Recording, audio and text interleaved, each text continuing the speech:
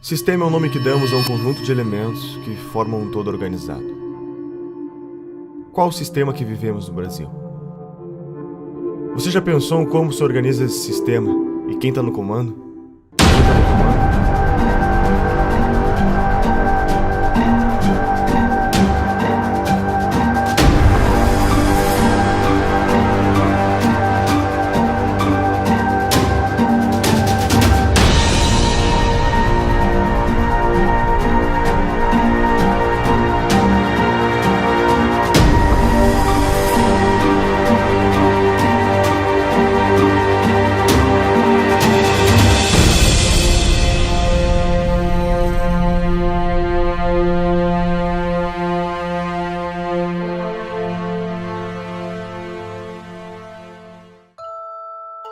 Será que o que vivemos hoje é apenas uma grande farsa, onde a cada 4 anos temos que escolher sempre entre dois lados da mesma moeda?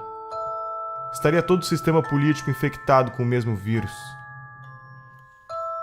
A história da nova democracia brasileira se confunde com o crescimento dessas ideologias de esquerda, pois os mesmos protagonistas que pautavam por esses ideais foram os que fundaram a nossa Constituição de 88, e são hoje os que estão à frente dos grandes partidos políticos no Brasil. Poder é fazer com que você seja obedecido, exercer sua autoridade por meio da influência ou da força. Existem 3 formas de exercer o poder em uma sociedade: o poder político-militar, o poder econômico e o poder intelectual. O que Marx propunha? O que os marxistas? Qual é o sonho dourado do marxista? Não é que não haja dominação, é inverter a classe dominante e a classe dominada. E para isso é preciso tomar o Estado por dentro. Espero que não tenha passado do point of no return, do estado de coisas além do qual é impossível voltar. Quando mais de 50% da população depende, inclusive economicamente, do Estado, quem votará para reduzir o Estado? Quando o Estado alcança um determinado ponto de grandeza, de tamanho, de custo, começa a se tornar inviável trazê-lo de volta a um tamanho razoável. E é por isso a força também da esquerda por um Estado cada vez maior, ainda que isso seja sustentável. Após a morte de Stalin, principalmente nos partidos comunistas em países democráticos, apostaram que a revolução se daria pela tomada dos espaços nos meios de propagação da mensagem, ou seja, pela conquista do poder intelectual. Conforme Gramsci, todos devem ser socialistas sem que se deem conta. Para se conquistar o poder, deve-se primeiramente conquistar as mentes e os corações das pessoas.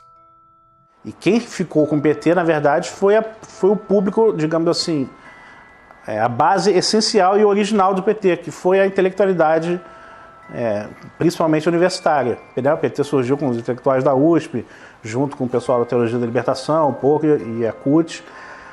Mas ele, muito mais do que um partido de trabalhadores, ele sempre foi um partido de intelectuais, né? Então ele foi realmente o primeiro, digamos assim, intelectual coletivo, no sentido do Gramsci, a chegar ao poder no Brasil, tendo seguido a receita gramsciana exatamente, quase ipsis literis, né? Então vários fundadores do PT são intelectuais que, inclusive, foram os primeiros tradutores de Gramsci, que introduziram o Gramsci no Brasil. Há uma espécie de hegemonia do pensamento na formação dos nossos professores alfabetizadores. Eu diria que isso começa em meados da década de 80. E essa formação ela está no cerne do desequilíbrio educacional brasileiro. Os professores são formados nas universidades para aprenderem quem é Paulo Freire, quem é Emília Ferreira, quem é Marx, quem é Lenin, mas não tem a percepção do que é metodologia de ensino com evidência científica, como ocorre no mundo inteiro. Isso não é por acaso, né? E a tese tanto do Gramsci como os componentes da Escola de Frankfurt e da guerra de posição. Então as nossas universidades estão majoritariamente dominadas pelo pensamento de esquerda, e é lá que são formados os professores, é lá que é avalizado o livro escolar que vai para as escolas de todo o país. Introduziram o tal do socioconstrutivismo, que hoje sabe que o socioconstrutivismo não apenas imbeciliza a pessoa, mas cria até lesão cerebral, né? E Quem foram os grandes agentes disso? Eu acho que o principal foi a editora Abril, com as revistas Escola, depois a Nova Escola e Sala de Aula, que eram órgãos do socioconstrutivismo. Por aí que entrou Emília Ferreira, Celestão Freinet, toda essa porcariada socioconstrutivista comunista entrou no Brasil através desse, porque era o único órgão que alcançava todos os professores no Brasil. Né? Então, alguém culpou eles pelo que aconteceu? Não, eles não têm culpa nenhuma. O que acontece? Quer dizer, nós estamos saindo aí de quase 2 décadas, né? 20 anos de governo esquerdista. Né? Mais, né? Se a gente contar o período sob os tucanos e tudo, quer dizer, na verdade dá muito mais tempo aí sob domínio da esquerda. Né? Então o que acontece? Quer dizer, nessas últimas décadas, o maior comprador de livros, né, do mercado editorial, né, quem foi? Foi o governo. Quer dizer, o governo, então, com as compras fenomenais que ele faz todos os anos para distribuir os livros paradidáticos nas escolas, quer dizer, ele se tornou a principal fonte de renda para muitas editoras. Né? Agora, tudo tem um preço. Né? Quer dizer, para o livro ser escolhido pelo governo, as editoras fazem, né, sugerem de maneira muito persuasiva aos escritores que eles escrevam dentro daquela pauta que é estabelecida pelo MEC. Né? Claro que o MEC oferece uma pauta.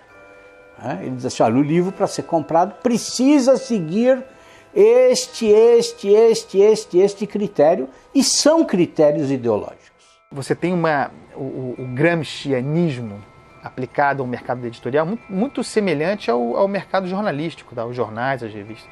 O mesmo tipo de influência, de hegemonia. Você tem no mercado editorial 50 anos, pelo menos, de hegemonia da esquerda no mercado editorial. Isso significa que livros liberais, conservadores, são violentas exceções. Em 2008, a revista Veja publicou uma pesquisa que foi realizada pelo Instituto Census, que comprovou tudo aquilo que a gente já sabia, né? Que, de fato, as escolas, as universidades estão sendo usadas para fins políticos, de propaganda política e partidária. Essa pesquisa do Instituto Census, ela mostrou que 80% dos professores reconhecem que o seu discurso em sala de aula é politicamente engajado. Isso é um número impressionante e que corroborou uma pesquisa feita em 2004 pela Unesco.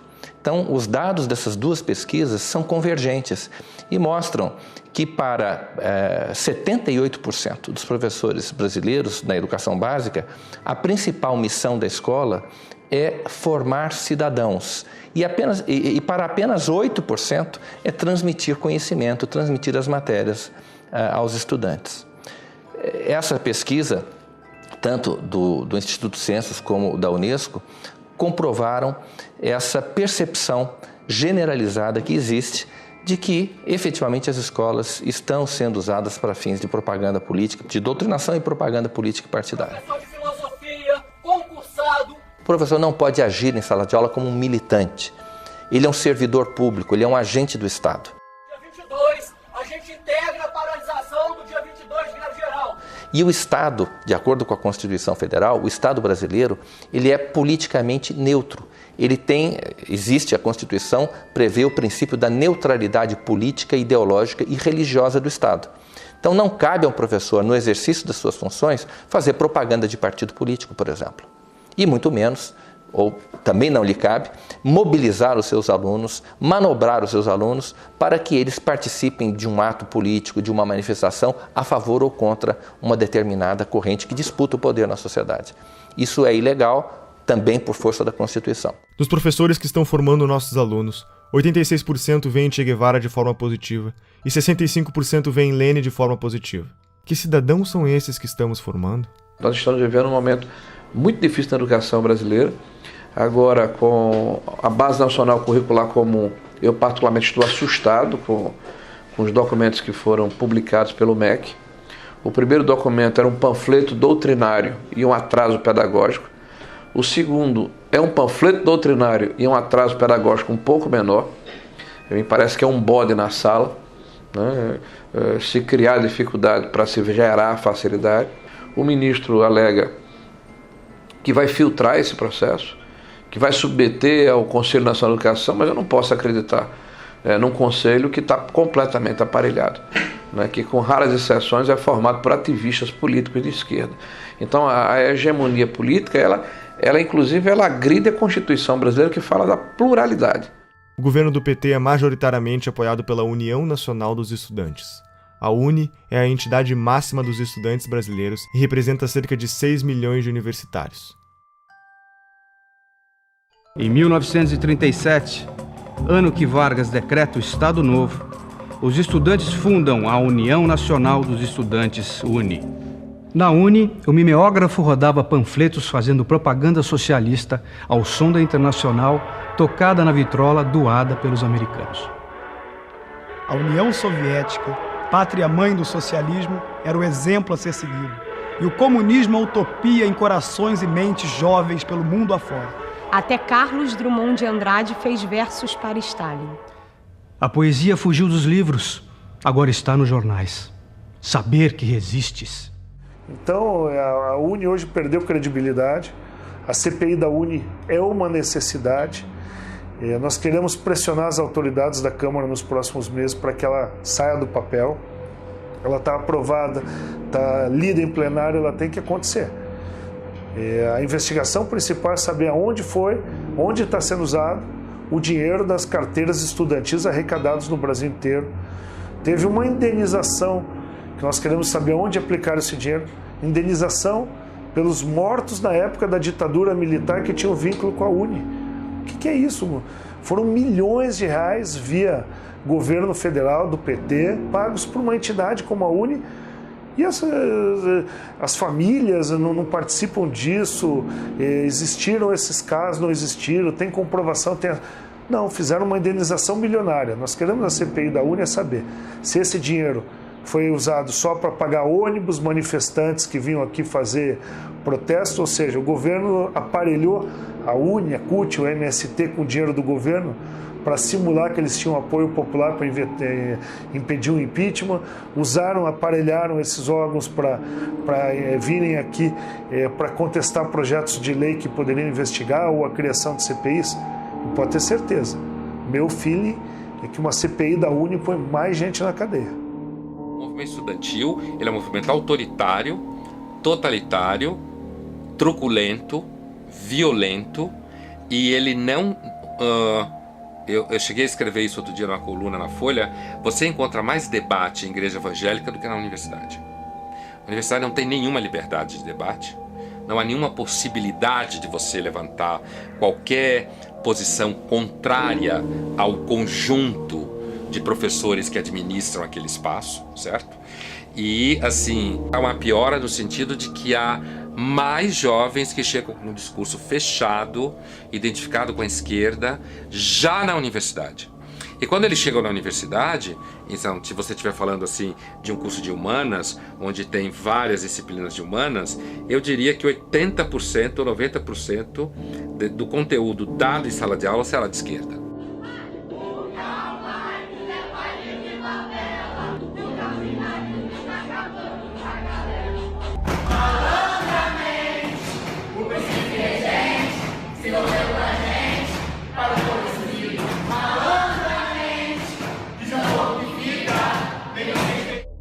Tomar o Estado por dentro significa mudar a lógica de funcionamento, por exemplo, do Ministério da Educação.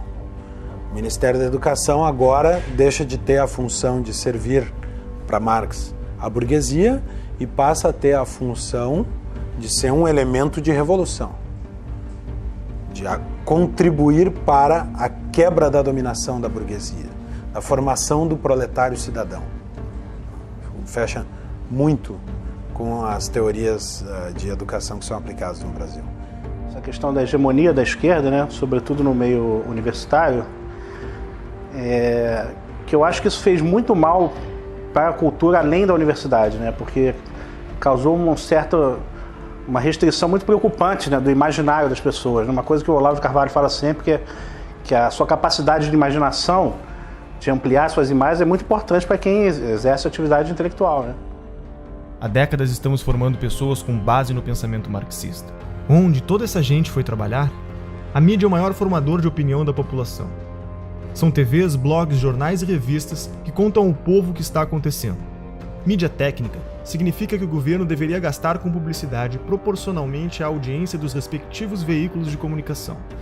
O problema é que a pesquisa brasileira de mídia identificou que a mídia técnica está longe de ser realidade. O dinheiro investido em publicidade parece não ter nenhuma relação com a audiência do veículo. Qual é o critério? A farra com o dinheiro público é tão avassaladora que já houve casos de jornal fictício receber verbas publicitárias. Desde que a presidente Dilma chegou ao poder, os gastos com publicidade só aumentaram. Apenas no ano de 2014, a presidente gastou 210 milhões com campanhas em nome da presidência. O ex-editor da Isto É Brasília revelou que o banqueiro Daniel Dantas, que acabaria sendo preso em escândalos de corrupção, quando estava com sua imagem em risco, acionou um dos seus contatos na mídia, Leonardo Atush, jornalista da Isto É, para publicar matérias que defendessem seus interesses na mídia. Em 2011, Leonardo Atush montou sua própria publicação, o Brasil 247. Duas acusações importantes surgiram contra o 247 na sua trajetória. A primeira foi encontrada num imóvel do doleiro Alberto Youssef, delator da Operação Lava Jato, no monitor de um computador. Um papel com anotações com o nome do jornalista, seu número de telefone e uma indicação de pagamento de 6 parcelas de R$40 mil, sugerindo pagamento entre a quadrilha de Youssef e o editor do portal. Foram também encontradas movimentações milionárias entre as contas da empresa e as empreiteiras investigadas. No mesmo dia dessas descobertas, o Brasil 247 publicou uma matéria mencionando Pascovitch e defendendo a soltura do lobista. Com as eleições de 2010, a blogosfera progressista sentiu a necessidade de unificar o movimento com o intuito de formar pautas de acordo com a defesa da candidatura da ex-presidente Dilma. Foi então criado o movimento dos blogueiros progressistas, BlogProg, em São Paulo, com a participação de personalidades como Leonardo Sakamoto. É possível afirmar que para cada leitor do blog Conversa Fiada, o governo gastou 1 centavo em publicidade, enquanto para o leitor da Folha, o gasto foi de 5 centésimos de centavo. Em 2013, a revista Carta Capital recebeu quase 7 vezes mais investimentos por leitor que a revista Veja, Isto É e Época. Quem é Leonardo Sakamoto? Um dos membros da BlogProg. Sakamoto é um blogueiro militante que faz parte dos 54 replicadores da Agência Pública, uma organização que determina pautas para portais como a Carta Capital, Catraca Livre, Brasil Post, Sul 21 e muitos outros portais de notícias. Sakamoto recebeu da deputada Maria do Rosário do PT a autorização de repasse de R$546 mil às suas militâncias. A agência pública, conforme alega seu site, recebe como financiadores fundações estrangeiras como a Fundação Ford, Open Society Foundation, Oak Foundation, entre outras. O que são essas fundações? O que elas querem? A mídia é, junto com as empreiteiras do petrolão, o segmento mais corrupto que existe. E eu posso dizer isso porque minha cabeça rolou em todos os grandes veículos de comunicação. Em todos teve interferência política. Em todos. A imprensa constrói e destrói reputações. E constrói e destrói reputações não como um projeto longo. É conforme o que lhe convém.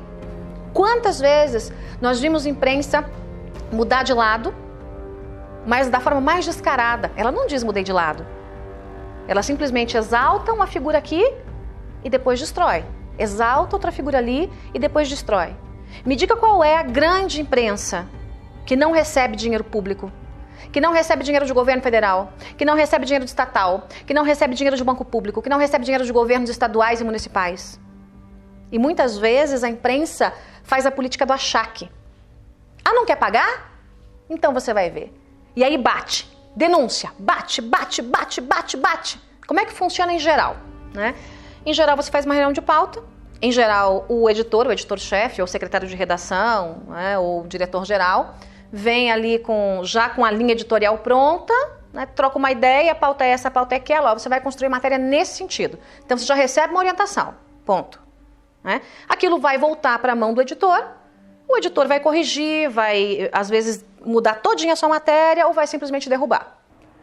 Existe muita muito pouca pergunta incômoda sendo feita no Brasil. E quando as perguntas incômodas são feitas, o jornalista é criticado. E por outro lado, muitas das perguntas que são feitas não são feitas para o devido esclarecimento das coisas, mas para estimular uma narrativa. Às vezes uma narrativa ideológica, na maioria das vezes uma narrativa ideológica. Né? Em relação aos protestos que nós tivemos ao longo de 2015 e 2016 contra a Dilma Rousseff, contra o Lula, contra o PT, contra a esquerda, contra o esquema de poder que havia se montado no Brasil. A tentativa da imprensa era de vender a tese que estava sendo criada, né, nos grupos acadêmicos, nos centros partidários, nos diretórios de partido, de que na verdade se tratava de um bando de raivosos fascistas que queriam a volta dos militares para o poder. Fazendo uma reportagem sobre um mini protesto que havia ocorrido em favor do impeachment, ainda depois do dia 16 de março, a imagem da notícia era intervenção já. Ou seja, você tenta vender para a população uma coisa que não é. Isso se reflete na cultura.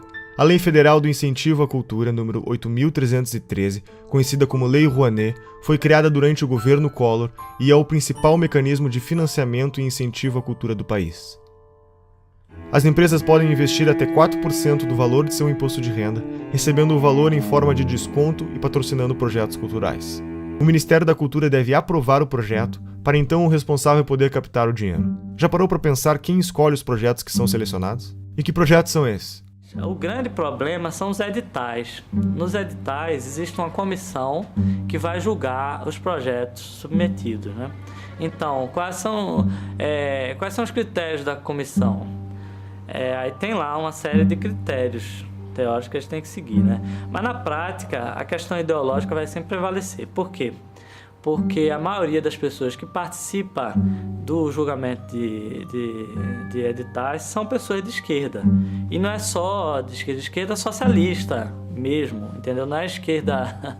essa é a tendência. Então, você achar uma pessoa que, nesse tipo de edital, que não seja assim, é raríssimo.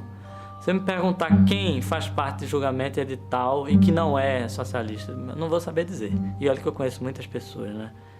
Então, o critério ideológico vai sempre prevalecer. Então, por exemplo, no meu caso, você quer fazer um filme sobre Olavo de Carvalho, eu poderia passar 30 anos tentando, submetendo aí, nunca ia passar, jamais, entendeu? A Lei Rouanet se tornou um meio legalizado de desvio de verbas públicas. O incentivo à cultura, cuja proposta inicial era financiar projetos de novos artistas, passou a ser destinada a artistas já consagrados que não precisariam de lei para se manter.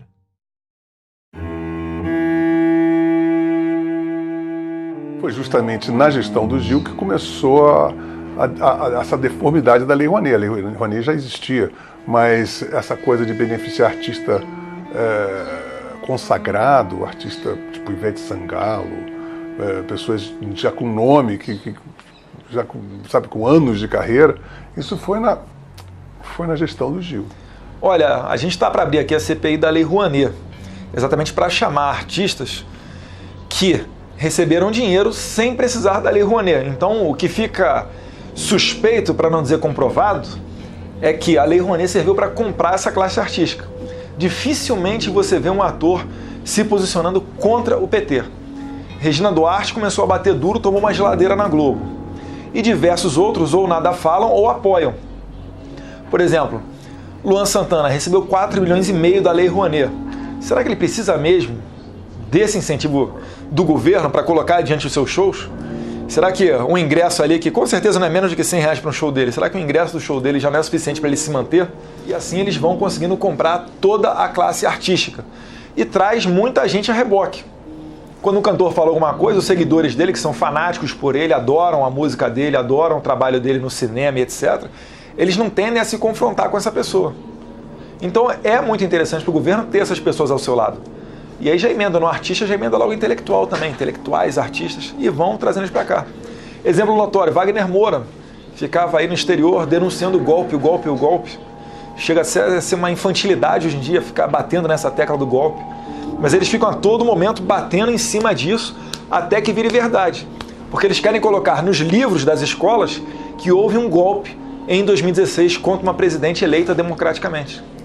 Os sistemas totalitários que nós tivemos no século XX, eles tiveram como principais fontes do ódio era a raça, a classe e agora é o apartheid intelectual. Se você não é de esquerda, você é burro. São todos os donos do poder, todos esses, Chico Buarque, Caetano Veloso, Gilberto Gil, todos septuagenários. Todos detiveram esse poder cultural durante esses 50 anos. Não é uma questão apenas de que eles têm um poder político em 13. Isso o empresário tem que entender. Eles foram coronéis do Brasil durante esses 50 anos. A cultura, você tem um cinema novo, você tem a Semana de 22, você tem a Tropicália, você tem todas essas manifestações de cultura de esquerda, cacete.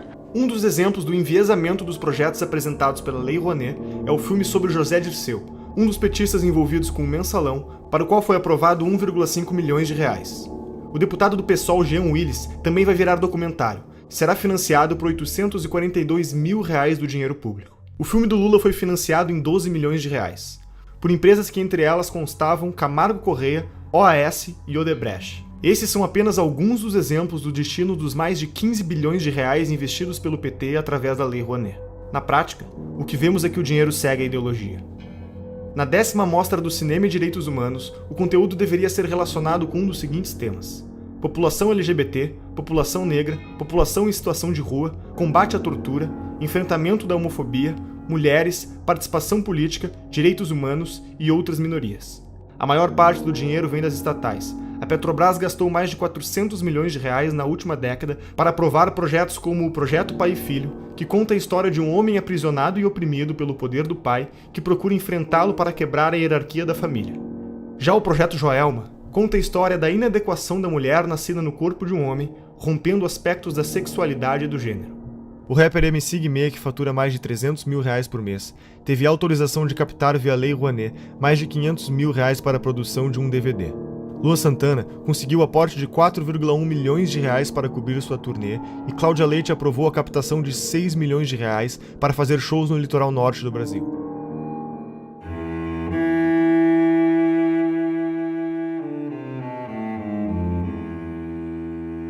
No referendo do dia 23, você vai decidir se é contra ou a favor da proibição do comércio de armas. Reagir com uma arma, muitas vezes, pode transformar a situação numa coisa muito pior. Existe hoje no país mais de 15 milhões de armas na mão de civis. Se bala resolvesse o problema, o Brasil seria um paraíso de segurança, né? Olha, tinha artista que pedia o desarmamento, mas andava de carro blindado e seguranças armados até os dentes. Aí é muito cômodo, né? E eu consegui, através das minhas entrevistas, desmascarar esse povo todo.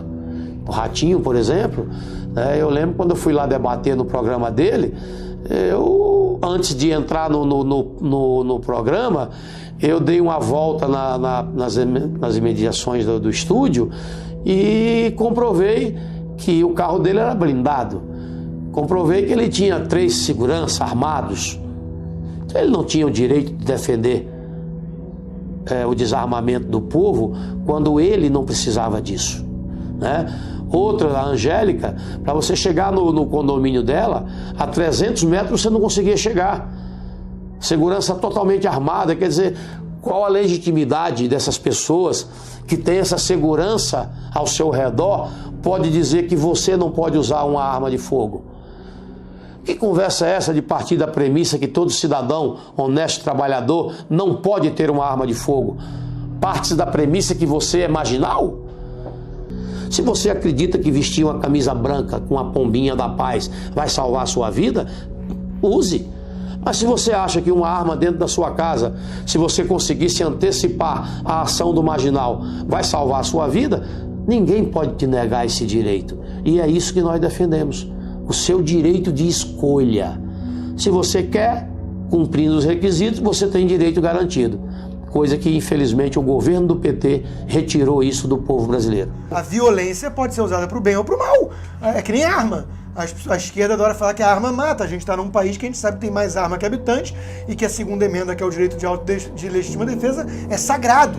Quando a gente vê a discussão de desarmamento, de Obama e companhia, não tem nada perto com o modelo brasileiro. O acesso do bandido às armas já se dá na ilegalidade. Quem segue a regra foi eu. Fui eu que passei por um processo ultra mega burocrático de 5 dias úteis que você precisa esperar de background check aqui nos Estados Unidos. 5 dias úteis. Você vai lá, compra a tua arma, que aliás custa mais ou menos 1/4 do que custa no Brasil, 1/5.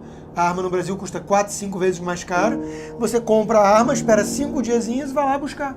Foi o processo burocrático que levou. E não tem nenhum custo de despachante, R$1.000 de licença para cá e para lá, não tem nada disso.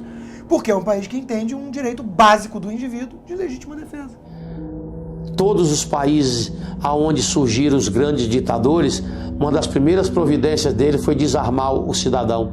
Hitler, Mussolini, esse cretino da Venezuela, são medidas adotadas para que eles não tenham resistência da sociedade. Só eles podem ter arma. Os países socialistas tendem a essa centralização, ao domínio com mão de ferro de todos os recursos do país. E isso eu acho muito perigoso, porque se esse controle centralizado cai nas mãos de uma pessoa com um caráter duvidoso, com intenções não lá tão boas, ele domina o país inteiro. Mas se for tudo descentralizado, é difícil que se instale, por exemplo, uma ditadura. Penso que é mais difícil. Inclusive, se a população estiver armada, é mais difícil que um governo imponha uma vontade que não corresponda à vontade do povo, se esse povo tiver condições de reagir. Agora, qual é a primeira coisa que se faz quando se quer dominar um povo? Desarma esse povo. O Instituto Sou da Paz, que trabalha pela redução da violência, acha que menos armas resultam em menos mortes. O que a gente precisa fazer é reduzir essa quantidade imensa que tem de armas circulando nas nossas pessoas. O Instituto Sou da Paz, que começou fazendo campanhas pelo desarmamento em 1997, receberam $492 mil da Fundação Ford do ano de 2007 a 2011 e $1,58 milhões da Open Society de 2013 a 2014. Que ONGs são essas? O que elas defendem? Lembra de Saul Alinsky? Segundo a CPI das ONGs realizada em 2007, foram apresentadas mais de 13 bilhões de gastos de diferentes esferas do governo. Para sindicatos foram repassados R$495.698.000. Segundo a CPI, 81 milhões foram encontrados sem justificativas de gasto. Nilcea Freire foi a responsável por coordenar as operações da Ford Foundation no Brasil. Foi convidada por Lula para ser ministra da Secretaria de Políticas das Mulheres e também foi reitora da Universidade Estadual do Rio de Janeiro. Foram mais de R$2 bilhões investidos em ONGs com posicionamentos de esquerda. O coletivo Leila Diniz tem como definição realizar uma luta antissistêmica contra o capitalismo, o racismo e o patriarcado. Receberam $120 mil da Fundação Ford. Por exemplo, a doutrina de gênero, né, que é uma tese esdrúxula aí, que vem desde a escola de Frankfurt, de uma maneira muito forte, com o movimento feminista, né, de destruição da sociedade atual. Né, isso é uma tese muito bonita quando eles colocam assim para dourar a pílula, mas o que está por trás disso é um ovo de serpente, é um cavalo de Troia. Né? Eles querem destruir a família como um processo de transformação da sociedade e para criar não sei que mostrengo lá na frente. Né? A Universidade Livre Feminista, que tem como definição ser um projeto feminista construído de forma coletiva e colaborativa, receberam pelo menos $900 mil da Fundação Ford. A organização Afrografiteiras é um curso de formação em artes urbanas voltado para o protagonismo da mulher afro-brasileira. Receberam pelo menos $100 mil da Fundação Ford. E o Encontro Paranaense de Direitos Humanos é vinculado à organização Terra dos Direitos vinculados ao MST. Receberam mais de $2.500.000 da Fundação Ford. E para onde mais nosso dinheiro vai? O imposto sindical obrigatório é uma exclusividade brasileira. Não existe em nenhum outro país do mundo. Se você trabalha com a carteira assinada, sustenta a CUT. Além disso, as contas da CUT e de outras centrais sindicais são sigilosas. Não existe nenhuma obrigação dos sindicatos darem satisfação sobre como empregam o dinheiro que recebem do imposto sindical. O que essas fundações querem com esse investimento? Quem está por trás desse dinheiro? Um dos principais financiadores é um dos homens mais ricos do mundo, George Soros, formado na London School of Economics, universidade fundada pela Sociedade Fabiana. Soros é conhecido como o homem que quebrou a Inglaterra ao lucrar $1 bilhão em apenas um dia apostando contra a moeda britânica. Já foi presidente do CFR, o mais poderoso think tank americano considerado uma antessala da Casa Branca. Atua em organismos internacionais, foi um dos maiores doadores da campanha de Barack Obama, luta pela libertação das drogas e dá dinheiro para revoltas e revoluções nos 4 cantos do mundo, mudando toda a mentalidade dos jornalistas e estudantes para o politicamente correto. Quais são os objetivos de George Soros? Capitalista não necessariamente seja alguém que defende o capitalismo. O cara só vive no capitalismo.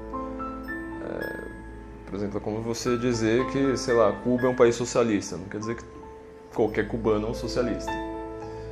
Vive no socialismo. Mas não quer dizer que ele defenda. Grandes movimentos, como Occupy Wall Street, são financiados por gente como, por exemplo, a Fundação Bilderberg, Fundação Ford, George Soros, que eu comentei num podcast recente no meu site. Porque essas pessoas são o que a gente chama de metacapitalista, ou seja, alguém que funciona como capitalista sem ser, de fato. George Soros é um hiperinvestidor, cara que entende tudo do mercado. Por isso que até é uma bobagem que muita gente faz, tentar ficar ensinando leis de mercado achando que vai ir contra alguém. Esses caras entendem mais de lei de mercado do que todos os liberais juntos. Eles são o mercado. Agora, ele não acredita naquele negócio, ele quer poder. E eles não pensam de uma maneira individual, ou seja, eles não pensam como indivíduo, tipo, eu quero ter poder para mim. Ele está construindo um projeto de poder ali, para, às vezes, daqui a 100, 200 anos. Essas fundações são assim. Rockefeller está em qual geração? Nem sei mais qual. Eles começaram lá atrás. Vivemos em um capitalismo debilitado, sufocado pelo governo, chamado em inglês de crony capitalism. O governo regula diversos mercados. Agências reguladoras como a Anatel não deixam você ter escolha no mercado de telefonia. E a Ancine define uma cota de conteúdo nacional nos cinemas e nos canais de TV por assinatura. 11 milhões de pessoas trabalham para o governo brasileiro. Eles são pagos com o dinheiro da arrecadação de impostos. Todos esses funcionários têm salários vitalícios e não podem ser demitidos sem justa causa. Os nossos 513 deputados federais podem ter até 25 assessores. Contam com auxílio moradia, 14º, 15º salário e cotas de gastos parlamentares, que englobaram o auxílio paletó, uma ajuda de custo para comprar ternos que em 4 anos gastou 252 milhões de reais. E outros 600 mil cargos de confiança do governo. Esse mecanismo abre brechas para a corrupção ao criar um mercado de cargos, usado como moeda política em negociações de alianças partidárias. 1/4 dos funcionários em cargos de confiança eram filiados a um partido, e 80% deles era do PT. Todos os ministros do STF têm direito a motorista particular, o que não ocorre, por exemplo, na Suprema Corte Americana. Segundo o Portal da Transparência, só em São Paulo há 311 motoristas à disposição dos juízes. A Câmara Municipal tem 26 motoristas, 13 garçons, 7 auxiliares de cozinha, auxiliares de serviços odontológicos exclusivos, cirurgiões, dentistas, oftalmologistas, lubrificadores de veículos e vidraceiros. Isso são alguns exemplos de quem compõe o Estado brasileiro. Como resultado disso, grande parte da população tem como meta fazer parte do Estado passando em concursos públicos. Os gastos do governo federal, estaduais e municipais com o funcionalismo público somam 12% do PIB, totalizam 255,3 bilhões do dinheiro do povo em 2015. Tudo isso para serviços com índices de insatisfação elevado no Brasil. Nos últimos 13 meses, nossos governantes gastaram 544 bilhões a mais do que arrecadamos, 10% do PIB brasileiro. As maiores empresas estatais como a Petrobras, Caixa Econômica Federal e tantas outras apresentam um prejuízo de 60 bilhões e escândalos de corrupção como o Petrolão, o escândalo dos Correios e outros tantos golpes citados pela Operação Lava Jato e pela história do Brasil. Acho que hoje em dia não resta a menor dúvida que a gente está numa atmosfera totalmente comunista. As pessoas são comunistas. O comunismo tem anticorpo porque eles têm uma dialética que não se sustenta, então eles vão trocando de preferências. Agora, tem coisas importantes para a gente realçar aí. Você vê que a Rússia, que está fantasiada de ortodoxa de direita, está criando o maior exército do mundo com a China. Né? E dizem que essa aliança está por trás de todo esse Fórum de São Paulo, né? Que eles querem restituir a cortina de ferro com o Fórum de São Paulo. O Foro de São Paulo é a instituição que organiza a estratégia socialista na América Latina. Olha, a Internacional Comunista ela se reúne de tempos em tempos.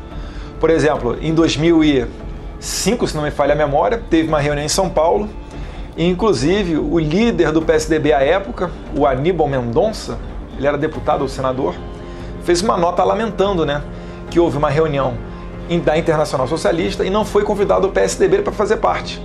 E o pessoal ainda insiste em falar que o PSDB é um partido de direita. Não, o PSDB é um partido de centro-esquerda, são sociais-democratas. A esquerda nunca se preocupou muito em definir o que era a palavra, o que era cada palavra que ela estava usando. Na verdade, existia muito essa ambição de você ser contra alguma coisa, de você unir todo mundo, e estamos juntos nisso contra alguma coisa, então estamos no caminho certo. Né? Só que eles não diziam exatamente para onde que estavam indo e iam causando uma série de tumultos pelo caminho. Então estavam vendendo um futuro hipotético em nome do qual todas as ações no presente seriam justificadas. Aquilo foi muito fácil de entender e de aplicar aqui no Brasil, porque o debate público estava cheio desse pessoal propondo isso. E eu lembro quando tivemos a ideia de construir o Fórum de São Paulo. E aí veio a ideia, conversando com os companheiros cubanos no primeiro momento, de fazermos uma reunião da esquerda latino-americana. Antes que muitos latinos-americanos conhecem Paulo Freire, e ele dizia,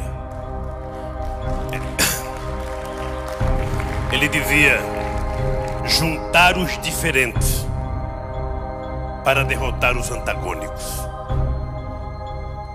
E nós, que uma das forças políticas que mais contribuiu para que nós chegássemos a construir o que nós construímos, foram os companheiros do Partido Comunista Cubano, que sempre tiveram paciência e experiência de nos ajudar. Não, fala-se, eu não acredito nisso, mas eu quero colocar isso na entrevista, de uma aliança, de um eixo Chaves, Fidel e Lula. Ô Boris, você sabe que isso é no mínimo uma piada de mau gosto, claro. E eu te aconselho até não repetir isso no vídeo. Violou, 10 anos atrás, você podia prever, por exemplo, uma América Latina assim: Fidel, Chávez, Morales, Bachelet, Correa, quem mais? Todos de esquerda na América do Sul. Você podia prever que isso ia acontecer? Prever não, mas nós já lutávamos por isso e já trabalhávamos por isso, inclusive porque nós criamos o Fórum de São Paulo, que lutava para isso. Depois criamos ainda um grupo de Marbella, que é o nome da cidade, do hotel onde nós fomos no Chile, que se reuniu. Todos depois foram eleitos presidente da República. Todos foram.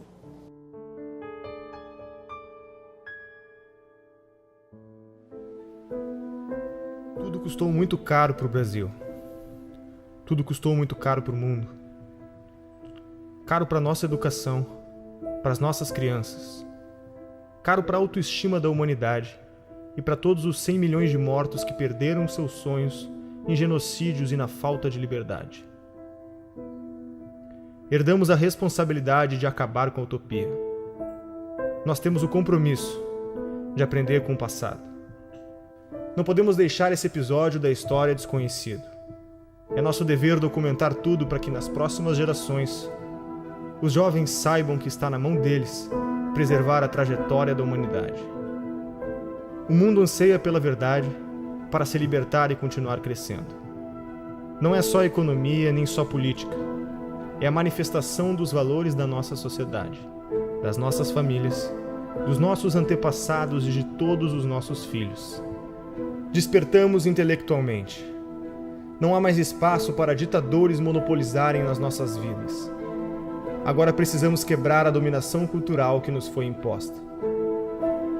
Durante 16 anos, os jornais, canais de TV e estações de rádio do Brasil se recusaram a noticiar a existência e as atividades do Foro de São Paulo. O Brasil parecia estar preso entre as malhas de uma articulação criminosa, que envolvia ao mesmo tempo a totalidade dos partidos de esquerda latino-americanos, a classe jornalística nacional, o sistema de ensino, as principais gangues de narcotraficantes do continente e uma parcela nada desprezível da elite política e financeira internacional. A gravidade desses fatos media-se pela amplitude e persistência da sua ocultação.